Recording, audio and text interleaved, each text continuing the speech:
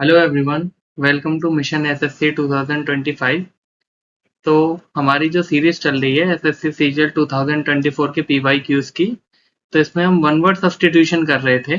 ठीक है, इसके हमने 5 पार्ट ऑलरेडी कर लिए हैं और ये 6 पार्ट है।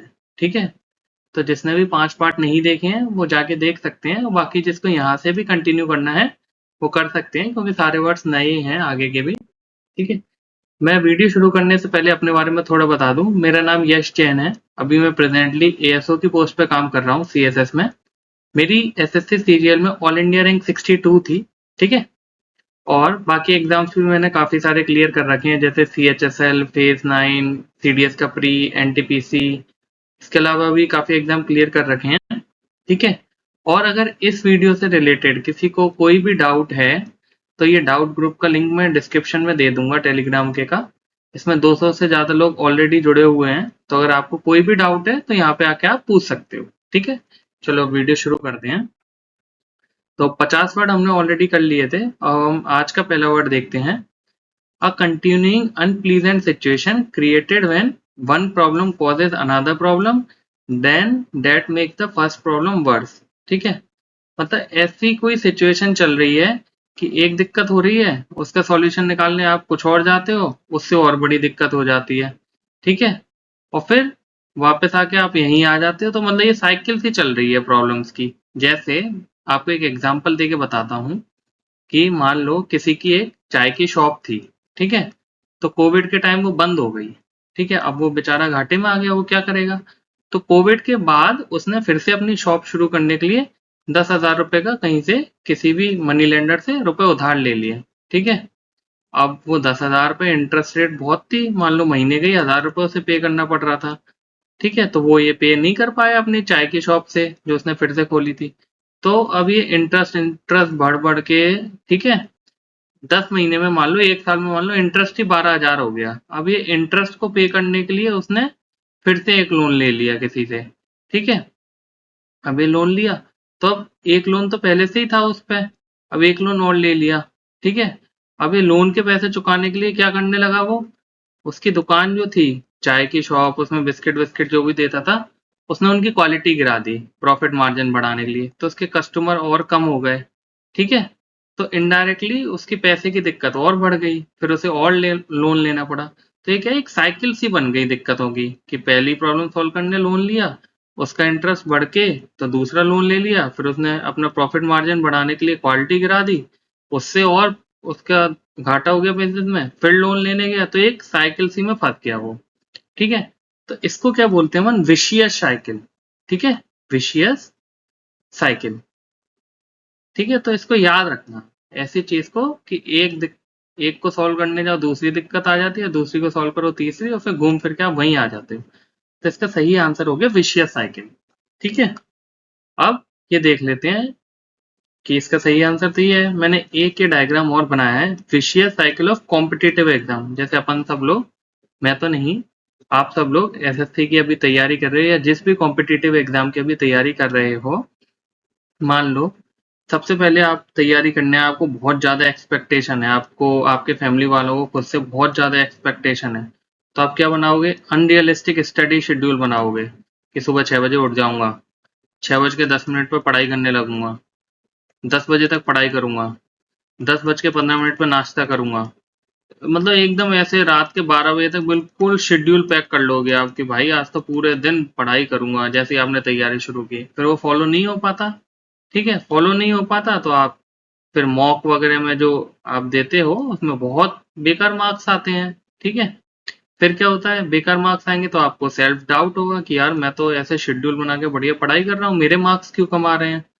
फिर आप, उससे एंजाइटी स्ट्रेस होगी, तो आप कहोगे चलो इस टेस्ट में बेकार हो गया, अगले वाले में अच्छे दूंगा, आप री अटेम्प्ट करोगे बिना गलतियों को सोचे कि ये सब शेड्यूल आपका खराब था पढ़ने की, आपकी मतलब ऐसा कोई अभी फ्लो बना भी नहीं था, तैयारी शुरू भी नहीं की थी, 2 घंटे पढ़ने की भी आदत नहीं थी, आपने पूरे दिन का शेड्यूल बना लिया। फिर आप फिर से दोगे री अटेम्प्ट, फिर उस अटेम्प्ट से क्या होगा, फिर से हाई एक्सपेक्टेशन होंगी खुद से कि इस बार बहुत अच्छे करना है, और ये साइकिल फिर चलती रहती है कॉम्पिटेटिव एग्जाम की भी।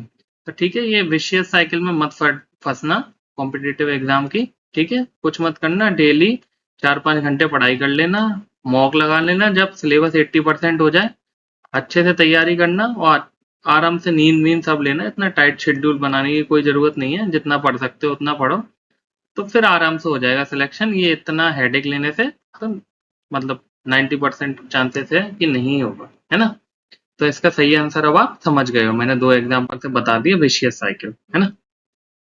अब आते हैं नेक्स्ट क्वेश्चन पर। नेक्स्ट क्वेश्चन है N utter state of confusion, मतलब हर तरफ शोर गुल, एकदम पता ही नहीं चल रहा हो क्या रहा है, टोटल डिसऑर्डर है ना। तो इसको क्या बोलते हैं, मतलब बिल्कुल जैसे किसी कंट्री में लॉ एंड ऑर्डर नहीं हो, पुलिस वाले नहीं है, मिलिट्री कोई कुछ नहीं है, तो कोई भी इंसान किसी को भी मार दिया, कुछ भी सड़क पर लूट खसोट कुछ भी हो रही है, तो उसको क्या बोलते हैं, उसको बोलते हैं क्योस। ऐसी सिचुएशन को क्योस, ठीक है। इसका सही आंसर है अपना क्योस। एक और एग्जांपल देता हूँ, जैसे कोई क्लासरूम है, ठीक है, उसमें जब टीचर चला जाता है एकदम से बाहर 5-10 मिनट के लिए, तो देखा है बच्चों को कैसे एकदम से हल्ला मचने लगता है, कोई किसी पर चिट फेंक के मार रहा है, कोई ही हा हा। तो ऐसी सिचुएशन को क्या बोलते हैं, क्योस। सबने देखे होगा स्कूल कॉलेज में, है ना। तो इसको बोलते हैं अपन क्योस, ठीक है। तो अपना सही आंसर तो अपन ने अब देख ही लिया है, और अपन बाकी वर्ड्स भी देख लेते हैं, ठीक है। दूसरा है एनग्रॉस। एनग्रॉस मतलब किसी चीज में खो जाना, ठीक है। जैसे आपने देखा होगा कुछ लोग जिनको बुक बुक नोवेल वगैरह पढ़ने का शौक होता है, वो एकदम से खो जाते हैं बुक पढ़ते पढ़ते, है ना। पढ़ते ही रहते हैं उस बुक को। आप उसको बोलोगे अरे भाई ये तो, आपकी बात उसे सुनाई नहीं देगी, वो उस स्टोरी में खो गए होते हैं, है ना। उनको बोलते हैं एनग्रॉस्ड होना, ठीक है। एक और एग्जांपल देख लेते हैं, जैसे इंडिया वर्सेस पाकिस्तान का मान लो फाइनल हो क्रिकेट वर्ल्ड कप का, देखा है सबको कैसे टीवी में घुस जाते हैं, उस टाइम तो किसी चीज की ध्यान नहीं रहती, ना खाने की ना पीने की। तो उसको भी अपन क्या बोलते हैं, एनग्रॉस, ठीक है। चलो अब नेक्स्ट वर्ड देखते हैं। नेक्स्ट वर्ड है पैथोस। पैथोस है अपना, कभी भी देखिए ये वर्ड, पैथोस का मतलब होता है फीलिंग या फिर सफरिंग।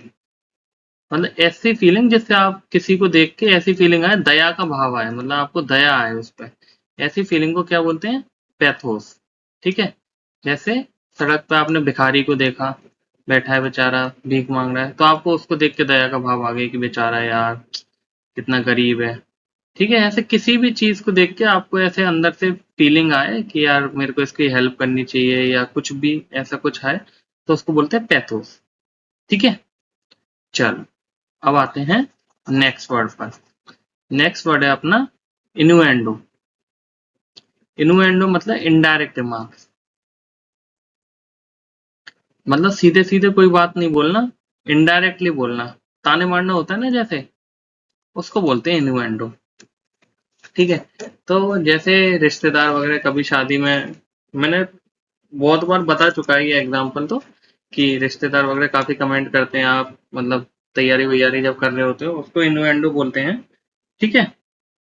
और जैसे आपके मान लो किसी दोस्त के मार्क्स बहुत कम आए मॉक में, मान लो 110 नंबर आए 200 में से, उसको किसी ने ताना मार दिया, कि सीधे सीधे तो नहीं बोलेगा कि यार तेरे मार्क्स बहुत कम है, अरे हंसी मजाक में बोल दिया कि मात भाई, टॉप करने का मतलब इनाम अगर नीचे से टॉप करने का होता तो तेरे को ही मिलता। तो मतलब आपने उसको बता भी दिया तेरे मार्क्स बहुत कम है, और मतलब इनडायरेक्टली बता दिया आपने। तो ऐसे मतलब इनडायरेक्ट कुछ भी ताना मारना, रिमार्क्स वगैरह देना, इसको क्या बोलते हैं, इनुएंडो, ठीक है। तो चारों वर्ड क्लियर हो गए अपने। तो इसका सही आंसर तो क्या था, क्योस, मैंने बता ही दिया था, क्लासरूम से टीचर चली जाए तब क्या होता है, ठीक है। चलो इस क्वेश्चन में पूछा है लैक ऑफ इंटरेस्ट, एंथुसियाज्म और कंसर्न। मतलब कोई चीज है, जैसे आपको कोई बोल रहा है चलो क्रिकेट खेलने चलते हैं, आपको फर्क ही नहीं पड़ रहा, मतलब खेल भी रहे हो नहीं भी खेलना है, आपको मतलब नहीं है उस गेम से कुछ भी, है ना। मतलब ना पॉजिटिव फीलिंग है ना निगेटिव फीलिंग है, कोई बोलेगा खेलने चलना है, हाँ चल लो, नहीं चलना, हाँ ठीक है मत चलो, तो ऐसा कुछ है, ठीक है। तो चलो अब चारों ऑप्शन देख लेते हैं। चारों ऑप्शन में पहले तो ये देखो पैथी दिख रहा है ना, पैथी मैंने अभी अभी बताया था आपको, पैथी मतलब फीलिंग, है ना। पैथोस अभी बताया था ना पिछले वाले मीनिंग में, पैथी भी फीलिंग से ही रिलेटेड होता है, फीलिंग या फिर दया का, मतलब ऐसे किसी को देख के दया आए, तो ऐसी कोई फीलिंग आए उसको पैथी बोलते हैं। एक एक से देख लेते हैं। जैसे पहला है अपना apathy.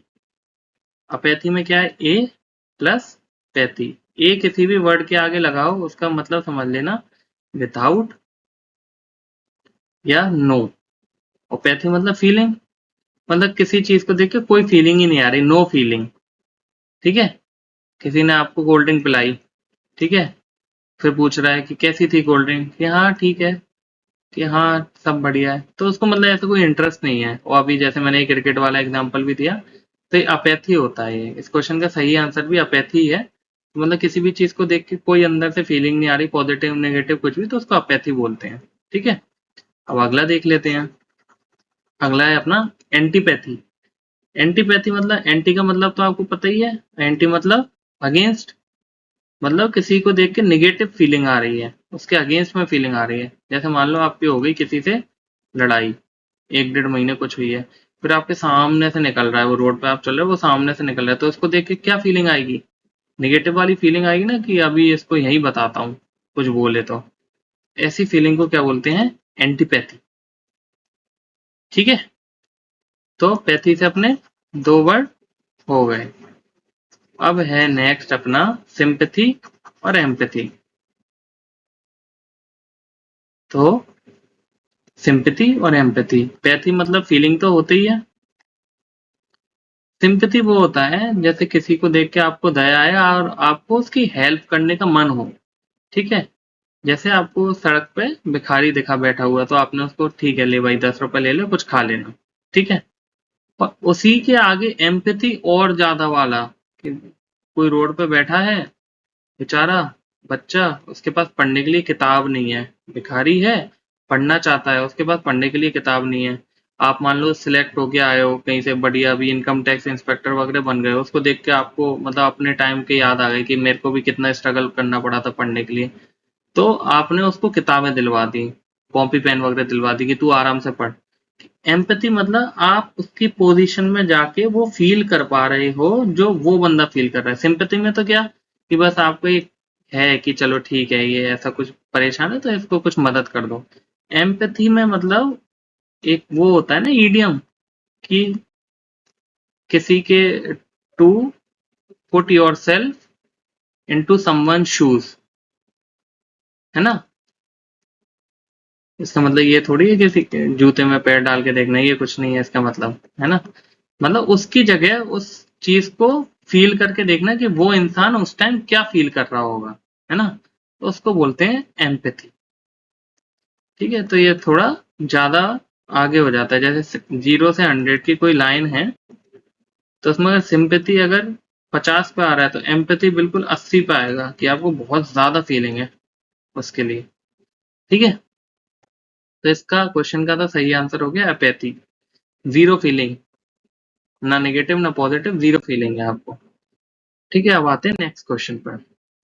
A person who has supreme power और ऑथोरिटी, मतलब जिसके पास सारी पावर है, ठीक है, उसको क्या बोलते हैं। एक एक से ऑप्शन देख लेते हैं। डाइवर्सिटी, डाइवर्सिटी तो आपको पता ही है, इंडिया में जैसे डाइवर्सिटी ऑफ रिलीजन्स हैं, कोई हिंदू है, ठीक है, कोई मुस्लिम कोई क्रिश्चियन है, कोई सिख है ना। तो डाइवर्सिटी ऑफ रिलीजन मतलब अलग अलग तरह के लोग। और लैंग्वेजेस में भी डाइवर्सिटी है, जैसे कोई हिंदी बोलता है, कोई तमिल बोलता है, कोई तेलुगु बोलता है, कोई इंग्लिश बोलता है। तो डाइवर्सिटी मतलब अलग अलग डिफरेंट डिफरेंट टाइप की चीज है। ठीक है, फिर आ गया फॉरेन। फॉरेन तो सबको पता है, विदेशी चीजें या विदेशी कुछ भी, उसको क्या बोलते हैं, फॉरेन। तो ये भी अपना क्लियर है। सेक्युलर क्या होता है, सेक्युलर मतलब जो सारे रिलीजियंस की रिस्पेक्ट करते हैं, उनके लिए सारे धर्म बराबर है, रिस्पेक्ट ऑल रिलीजियंस। जैसे इंडिया एक सेक्युलर कंट्री है, तो इंडिया में क्या है, सारे धर्म को सपोर्ट भी करते हैं और एक किसी पर्टिकुलर धर्म के लिए झुकते भी नहीं है। मतलब ऐसा कोई मेजोरिटी रिलीजन नहीं है, इंडिया एक सेक्युलर कंट्री है, तो सबको बराबर का दर्जा मिला हुआ है। ठीक है, तो सेक्युलर हो गया रिलीजन से रिलेटेड। वो यार पॉलिटी पढ़ी होगी तो पढ़ा ही होगा, इंडिया द सेक्युलर कंट्री, ये तो पता होगा वर्ड, है ना। फिर है सोवरेन। सोवरेन जो वर्ड होता है उसका मतलब होता है जिसके पास सारी पावर हो, who has all power to take decision. अब ये किसी इंसान के लिए भी यूज हो सकता है, किंग या क्वीन के लिए, या फिर किसी कंट्री के लिए भी यूज हो सकता है। जैसे अगर कोई सोवरेन किंग या क्वीन है, तो उस जो उसका एरिया है उसमें कुछ भी डिसीजन लेना हो तो उसका डिसीजन ये किंग या क्वीन ही लेगा। ठीक है, तो एक पर्सन के पास सारी पावर है। ठीक है, और कंट्री जैसे इंडिया एक सोवरेन कंट्री है। अब इंडिया को मान लो यूएसए बोलता है कि आपको इतने करोड़ की ट्रेड की डील साइन करनी है हमारे साथ प्रेशराइज करके, तो इंडिया नहीं होगा ना प्रेशराइज, क्योंकि इंडिया सोवरेन कंट्री है, उसके पास सुप्रीम पावर है अपने डिसीजन लेने की। वो या तो उसकी बात मान भी सकते हैं या नहीं भी मान सकते हैं, उनके पास पूरी पावर है। ठीक है, तो आप समझ गए। तो एक कंट्री के लिए भी यूज हो सकता है सोवरेन, और किसी इंसान के लिए भी यूज हो सकता है। तो अपने क्वेश्चन का सही आंसर हो गया अ पर्सन हुए, ये इंसान के लिए पूछा ना, अ पर्सन हुए सुप्रीम पावर ऑफ अथॉरिटी, ऐसे पर्सन को क्या बोलते हैं, सोवरेन। ठीक है, सोवरेन मतलब सुप्रीम रूलर। अब आते हैं हम नेक्स्ट क्वेश्चन पर। नेक्स्ट क्वेश्चन है the study of ancient things, पुरानी चीजों की स्टडी को क्या बोलते हैं, जैसे आर्ट, या फिर पुरानी ग्रेव वगैरह होती हैं, टूम वगैरह होती हैं, उनको क्या बोलते हैं, या पुराने कुछ वो निकलते हैं ना, जैसे हड़प्पा सिविलाइजेशन के रूइंस वगैरह निकले थे, मिट्टी पत्थर वगैरह निकले थे, उनको क्या बोलते हैं। ठीक है, तो उसको बोलते हैं आर्कियोलॉजी। आर्कियोलॉजी आपने पढ़ी होगा। आर्की मतलब एंशियंट ही तो होता है, तो एंशियंट चीजों की स्टडी को बोलते हैं आर्कियोलॉजी। अपने इंडिया के एक वो भी है ना, मिनिस्ट्री ऑफ कल्चर के अंडर में आर्कियोलॉजिकल सर्वे ऑफ इंडिया। ठीक है, तो अगर आपकी किसी की भी मिनिस्ट्री ऑफ कल्चर में आगे पोस्टिंग होगी तो आर्कियोलॉजिकल सर्वे ऑफ इंडिया में जाने का मौका भी मिल सकता है ना। तो उससे याद रखना आर्कियोलॉजी को। ठीक है, अब बाकी ऑप्शन भी देख लेते हैं। मीटियोरोलॉजी, मीटियोर पता है सबको, मीटियोर आता है ना आसमान से, आसमान से आके धरती पे गिर जाता है। ठीक है, गड्ढा हो जाता है, उसको मीटियोर बोलते हैं। ये कहाँ से आता है, आसमान से। ठीक है, तो मीटियोर किस चीज से रिलेटेड होगा, कुछ स्काई में कोई चीज हो रही होगी उसी से रिलेटेड होगा ना। तो मीटियोरोलॉजी बोलते हैं स्टडी ऑफ वेदर, मतलब मौसम में क्या चेंज होने वाला है, कि कल गर्मी पड़ेगी या बारिश पड़ेगी। जैसे आपने देखा होगा ना दिल्ली में या जहां भी आप रहते हो, बारिश पड़ने वाली होती है तो पहली प्रिडिक्शन कर देता है हमारा जो आईएमडी है। तो बस वो यही मीटरोलॉजी की वजह से ही है वो सब पॉसिबल, है ना। तो मीटरोलॉजी आपको पता चल ही गया होगा कि स्टडी ऑफ वेदर को क्या बोलते हैं, मीटरोलॉजी। ठीक है, अब है जियोलॉजी। जियो आपको पता है, जियो बोलते हैं अर्थ को। ठीक है, तो अर्थ के इंटीरियर में जो भी है उसकी स्टडी को क्या बोलते हैं, जियोलॉजी।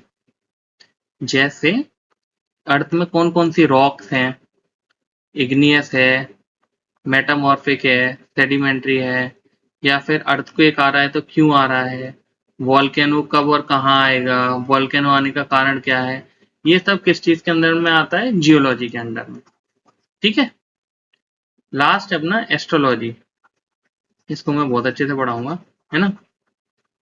एस्ट्रोलॉजी, एस्ट्रोलॉजी मतलब,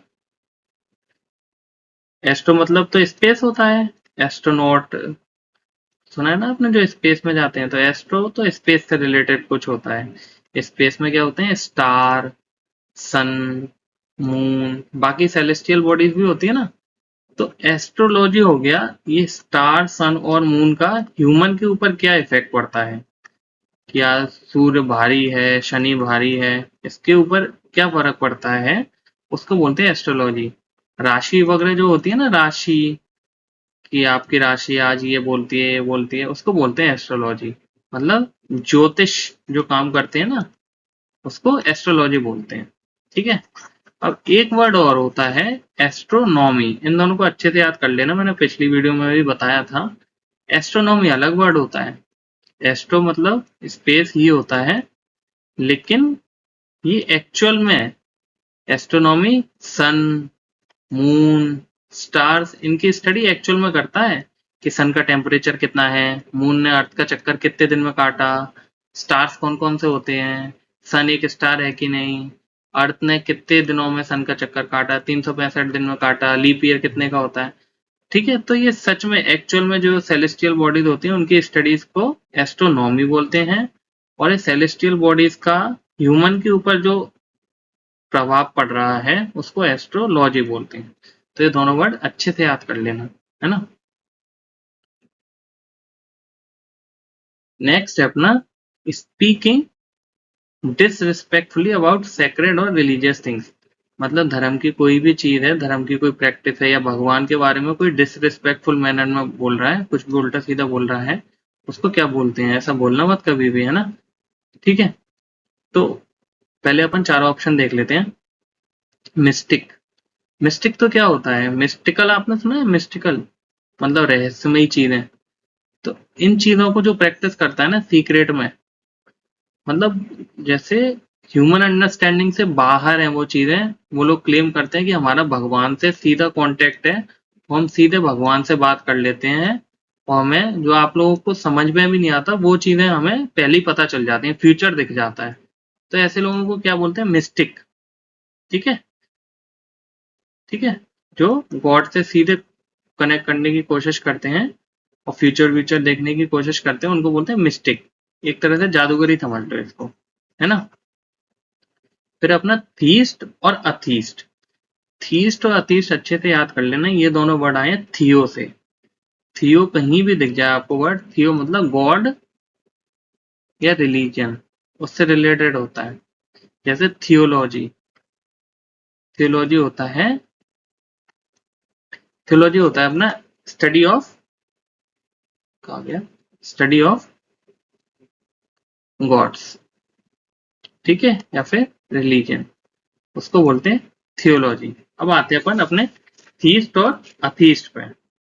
ठीक है, थीस्ट वो आदमी होता है, थीस्ट एक ऐसा पर्सन होता है जो भगवान को मानता है। ठीक है, ये भगवान को मानता है। ए लग जाए इसके आगे, ए तो मैंने आपको बताई था, किसी भी वर्ड के आगे ए लग जाए मतलब उसका निगेटिव मीनिंग हो जाता है, विथआउट या नो। तो अथीस्ट क्या होगा, वो भगवान को नहीं मानता है, एग्जिस्ट, भगवान एग्जिस्ट ही नहीं करता उसके लिए। तो इसको बोलते हैं आस्तिक, थीस्ट को, और इसको बोलते हैं नास्तिक। ठीक है, आपको पता ही होगा आस्तिक और नास्तिक। ठीक है, तो थीस्ट और अथीस्ट मैंने क्लियर कर दिया। नेक्स्ट है अपना, जो अपना सही आंसर है, ब्लास्फेमी। ब्लास्फेमी जो होता है उसी को बोलते हैं कि रिलीजियस चीजों के बारे में उल्टा सीधा बोलना, इसको क्या बोलते हैं, ब्लास्फेमी। एसएससी में काफी बार आया है ये वर्ड। ठीक है, किरण में मैंने भी बहुत बार लगाया अपनी तैयारी करते टाइम, तो इसको अच्छे से याद कर लेना। ठीक है, जैसे कोई किसी धर्म के बारे में कुछ भी बोल रहा है, उनके मतलब देखा होगा आपने टीवी वगैरह में कि भगवान के बारे में कुछ भी उल्टा सीधा बोल रहा है कि ये थे वो थे, या फिर कोई भी रिलीजियस प्रैक्टिस है कि तुम्हारे धर्म में ये गलत है वो गलत है, उसको बोलते हैं ब्लास्फेमी। ठीक है, इसको अच्छे से याद कर लेना। ये देखो, मिस्टिक वाला बता रहा था ना, स्पिरिचुअल सीकर, ये डायरेक्ट भगवान से कोशिश करने का ट्राई कर रही है ये लड़की, और इनको ऐसा लगता है कि मतलब हम लोग को जैसे कुछ चीजें पता नहीं होती, ये इनके पास सुपर नेचुरल पावर है उन चीजों को पता करने की। ये देखा है ना, बॉल बॉल में, टीवी सीरीज वगैरह में बताते हैं कि तुम्हारे फ्यूचर में क्या होने वाला है। तो ये होते हैं मिस्टिक। ठीक है, अब हमारा क्वेश्चन है, a thing date can be easily carried by hands, मतलब हाथों में कैरी कर, मतलब कॉम्पैक्ट सी कोई चीज है, हल्की फुल्की, आप अपने हाथों से ले जा सकते हो उसको, ए प्लेस से बी प्लेस तक, एक जगह से दूसरी जगह तक आप हाथों में ले जा सकते हो। ठीक है, तो इसका सही आंसर देख लेते हैं। इसका सही आंसर है पोर्टेबल। पोर्टेबल मतलब ऐसी भी चीज जो फटाफट आप कहीं भी ले जाओ। जैसे ये कहाँ से आया, पोर्ट होते हैं ना, पोर्ट, समुद्र में पोर्ट होते हैं, यहाँ पे जहाज, जैसे मान लो जमीन है, ये पानी है, यहाँ पे जहाज वगैरह खड़े हैं, तो इसमें क्या आप सामान रख के कहीं भेजते हो ना, पोर्ट से, तो उस सामान को क्या बोलेंगे, पोर्टेबल सामान है वो, है ना। पोर्ट पे से जैसे भेज रहे हो, मतलब वो इजीली ले जाया जा सकता है वो सामान। तो ऐसे सामान को जिसको इजीली कैरी किया जा सकता है हाथों से, उसको क्या बोलते हैं, पोर्टेबल। जैसे मेरे पास ये स्पीकर है, ये JBL का। ठीक है, पहले क्या आते थे, बड़े बड़े स्पीकर आते थे, चार चार स्पीकर आते थे, फिर एक बड़ा सा बॉक्स रहता था उसका। ठीक है, उसको आप क्या एक ही जगह रखे रहते थे ना, लेकिन अभी क्या है, कॉम्पैक्ट से स्पीकर आने लगे, बजते भी बढ़िया हैं, और मैं कहीं भी ले जा सकता हूँ हाथों से। ठीक है, तो ऐसी चीजों को क्या बोलते हैं, पोर्टेबल। जैसे पोर्टेबल स्पीकर है। ठीक है, आ गया पोर्टेबल समझ में। अब आते हैं अपने बाकी के 3 वर्ड्स पर, देख लेते हैं। पहले ए और बी देख लेते हैं। इंपोर्ट और एक्सपोर्ट। इंपोर्ट को देखना, इंपोर्ट मतलब इन और एक्स मतलब आउट। मतलब कुछ भी चीज अंदर आ रही है किसी कंट्री के तो उसको बोलते हैं इंपोर्ट, उस कंट्री से बाहर जा रही है तो उसको बोलते हैं एक्सपोर्ट। जैसे मैप बनाने का ट्राई करता हूँ मैं इंडिया का। उतनी अच्छी ड्राइंग तो नहीं है मेरी, तो फिर भी चलो ठीक है। मान लो बाहर से कोई चीज अंदर आ रही है तो उसको क्या बोलेंगे, इंपोर्ट। और इंडिया से कोई चीज बाहर जा रही है तो उसको क्या बोलेंगे, एक्सपोर्ट। ये अपनी कंट्री के लिए बता दिया मैंने जिससे आपको अच्छे से याद रखे। तो अगर इन हो रहा है तो इंपोर्ट और आउट हो रहा है तो एक्सपोर्ट। ठीक है। चलो अब लास्ट वर्ड देख लेते हैं। पोर्टेबल और पोर्टेबल में कंफ्यूज मत होना आप। पोर्टेबल मतलब ऐसी कोई भी चीज जो फिट टू ड्रिंक है, मतलब पीने के लिए ठीक है। जैसे फिल्टर पानी, फिल्टर वाटर, मिनरल वाटर। ठीक है। और भी चाय दूध वगैरह ये पोर्टेबल होते हैं। पोर्ट मतलब पॉट से आए ना, पॉट में क्या भरते हैं, पानी भरते हैं ना पॉट में। तो पोर्टेबल ऐसी चीज जिसे आप पी सकते हैं, पॉइजनस नहीं है। ठीक है। और अनपोर्टेबल चीजें कौन सी हो गई, जैसे ऐसे ये एसिड वगैरह आते हैं, ये थोड़ी पी सकते हैं कोई भी। फिनाइल वगैरह हो गया, या ये लाइजोल वगैरह है जिससे आप अलमारी वलवारी साफ करते हो, तो ये सब थोड़ी पी सकते हैं अपन। तो जो चीज नहीं पी सकते वो अनपोर्टेबल, और जो पी सकते हैं उसको पोर्टेबल बोलते हैं। ठीक है।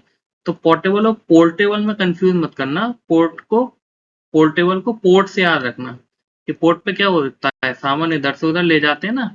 तो ऐसी चीजें जिन्हें इजीली कैरी किया जा सकता है उसको बोलते हैं पोर्टेबल। पोर्टेबल को पॉट से याद रखना कि पॉट में क्या भरते हैं, मटके में, जैसे मटके वटके में क्या भरते हैं, पानी। तो पानी पी सकते हैं, तो ऐसी चीज जिसे पीने में कोई प्रॉब्लम नहीं है उसको पोर्टेबल बोलते हैं। ठीक है। तो अपने क्वेश्चन का तो सही आंसर क्या हो गया, पोर्टेबल। ठीक है। और पोर्टेबल होता है ड्रिंकेबल। अब आते हैं अपन नेक्स्ट वर्ड पर। नेक्स्ट वर्ड है अपना evening time when the sun has just set and it's almost dark. आपने देखा है कभी कभी शाम को जब सूरज बिल्कुल ऐसे ढल रहा होता है तो हल्की हल्की रोशनी होती है, येलो येलो आसमान में, बस रात होने वाले होती है। उस टाइम को क्या बोलते हैं, उस टाइम को बोलते हैं डस्क। तो मतलब इवनिंग और नाइट के बीच का जो टाइम होता है उसको डस्क बोलते हैं। उसके बाद क्या होती है, रात हो जाती है, नाइट हो जाती है डस्क के बाद। ठीक है। और जो सुबह सुबह का टाइम होता है, सुबह सुबह 5-6 बजे का, जब सूरज निकल रहा होता है, ऊपर आ रहा होता है सूरज, तब भी हल्की हल्की रोशनी होती है आसमान में, अंधेरे से एकदम उजाला हो रहा होता है, उसको बोलते हैं डॉन। डॉन या फिर डे ब्रेक। ठीक है। तो सुबह वाले को क्या बोलेंगे, डॉन। और शाम वाले को डस्क। ठीक है। जैसे ये सुबह हो रही है ना, अभी अभी उजाला हो रहा है, इसको बोलते हैं डॉन। और शाम को सूरज ढल रहा है तब उसको क्या बोलते हैं, डस्क। इसको आप कैसे याद कर सकते हैं, देखो मैं आपको बताऊं। DAWN और DUSK। डी छोड़ दो दोनों वर्ड का, फिर अगला वर्ड क्या आ रहा है, ए आ रहा है ना इसमें, और इसमें यू आ रहा है। तो ABCD में ए पहले आता है या यू, तो ए आता है ना पहले। तो सुबह, जल्दी सुबह 5 बजे के टाइम को क्या बोलेंगे, डॉन, क्योंकि ए पहले आ रहा है। तो सुबह जल्दी वाले टाइम को बोलेंगे डॉन। और शाम वाले टाइम को जो लेट है, इवनिंग में है, उसको यू से रिप्रेजेंट कर देंगे। यू भी बाद में आ रहा है और शाम भी बाद में हो रही है, तो उसको बोलते हैं डस्क। तो ऐसे आप याद कर लेना कि ABCD में जो पहले आ रहा है वो सुबह के लिए होगा, जो बाद में हो रहा है वो इवनिंग के टाइम के लिए होगा। ठीक है। अब आते हैं अपन नेक्स्ट वर्ड पर। A place to park aeroplanes. ठीक है। तो ऐसी जगह को क्या बोलते हैं जहाँ पे एरोप्लेन पार्क होते हैं। तो इसमें समझाने जैसा कुछ नहीं है, इनको आपको याद करना पड़ेगा, इन चारों वर्ड्स को। मैं पहले बता देता हूँ। हैंगर क्या होता है, हैंगर तो वो होता है ना जिसपे कपड़े टांगते हैं, हैंगर वो होता है। लेकिन इसमें बस एक ए का फर्क आ गया ना इस स्पेलिंग में। ए फॉर एरोप्लेन होता है ना, ऐसे याद रखना, ए फॉर एरोप्लेन। ई मत करना इस स्पेलिंग में, ई वाला हो तो काट देना ऑप्शन देखे तो। ए फॉर एरोप्लेन ही होना चाहिए दोनों जगह। ठीक है। इसको बोलते हैं हंगार, और यहाँ पे एरोप्लेन पार्क होते हैं। ठीक है। तो इसको याद रखना, जहाँ पे एरोप्लेन पार्क करते हैं उस जगह को ये है अपना HANGAR। ठीक है। ए फॉर एरोप्लेन वाला वर्ड याद रखना। उसको बोलते हैं हैंगार। और हैंगर होता ही है जहाँ पे कपड़े टांगते हैं जिसपे, ठीक है। डिपो क्या होता है, डिपो और शेड। डिपो एक तो उसके लिए यूज होता है जहाँ पे कोई भी चीज स्टोर होती है, खाना पानी स्टोर कर देंगे उसको भी डिपो बोलते हैं। बाकी जब बस वस जहाँ पे रख देते हैं ना शाम को सुबह, जब बस वस चल नहीं रही होती है एक जगह पार्क करके रख देते हैं, उसको भी तो डिपो बोलते हैं, तो उसको भी डिपो बोलते हैं अपन, है ना। और शेड क्या होता है, शेड मतलब ऐसे टेम्पररी सा कुछ भी बना दिया है, यहाँ पे गाय भैंस वगैरह बांध देते हैं कुछ लोग, या फिर ये स्टोरेज के लिए भी शेड बना देते हैं ना ऐसे। आपने देखा होगा कहीं कहीं जब हाईवे वगैरह पे जाते हैं तो ये शेड बने रहते हैं। टेम्पररी स्टोरेज है ये, मतलब चीजों को इसमें स्टोर करने के लिए बनाया जाता है, तो इसको बोलते हैं शेड। तो ये चारों वर्ड आप याद रखना। हैंगर हो गया, अगर ई आ रहा है तो कपड़े टांगने वाला हैंगर हो गया, और अगर ए आ रहा है तो एरोप्लेन रखने वाली जगह हो गई। इससे याद रखना। लास्ट वर्ड है, ये मैंने अभी समझाया था, a person who does not believe in God. बताया था ना मैंने, थियो। थियो कहीं भी देखे तो गॉड। फिर ये भी बताया था थियोलॉजी क्या होता है। थियोलॉजी मतलब स्टडी ऑफ गॉड्स, ठीक है। गॉड्स की स्टडी को क्या बोलते हैं, थियोलॉजी। और थीस्ट कौन होता है, थीस्ट होता है आस्तिक, जो भगवान को मानता है। और इसका उल्टा क्या हो गया, ए लगा दो इसके आगे फिर ये उल्टा हो जाएगा। अथीस्ट कौन होता है, नास्तिक, जो भगवान को नहीं मानता है। तो इस क्वेश्चन का सही आंसर हो गया अथीस्ट, ठीक है। अब चलो बाकी ऑप्शन भी देख लेते हैं, क्योंकि पता है आपको एसएससी में बाकी 3 ऑप्शन नहीं देखे तो अगली शिफ्ट में वही क्वेश्चन बन के आ जाएगा, ठीक है। अब आते हैं ऑटोक्रेट पे।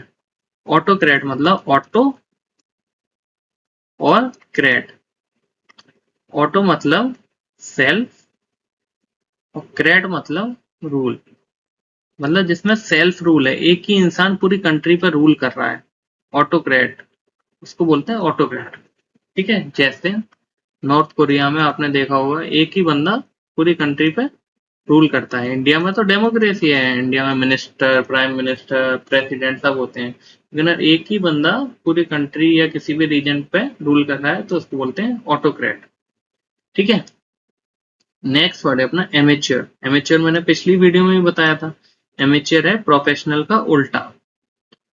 प्रोफेशनल मतलब जैसे कोई क्रिकेट खेल रहा है तो उसको पैसे मिल रहे हैं ना, विराट कोहली जैसे क्रिकेट खेल रहा है तो उसको पैसे मिल रहे हैं उस काम के। और आप अगर क्रिकेट खेल रहे हो तो आप तो अपने शौक के लिए खेल रहे हो, आपको कोई पैसे नहीं मिल रहे। तो आप कौन हो, एमेच्योर हो, आप प्रोफेशनल नहीं, ठीक है। और लास्ट वर्ड देख लेते हैं अपन, एनार्की। एनार्की मतलब कंप्लीट डिसऑर्डर। कंप्लीट डिसऑर्डर है किसी कंट्री में, कोई पुलिस वुलिस कुछ नहीं है, सब गवर्नमेंट गवर्नमेंट कुछ नहीं है, तख्ता पलट हो गया है। तो ऐसी जगह को जहाँ पे कंप्लीट डिसऑर्डर है उसको क्या बोलते हैं, अनार्की।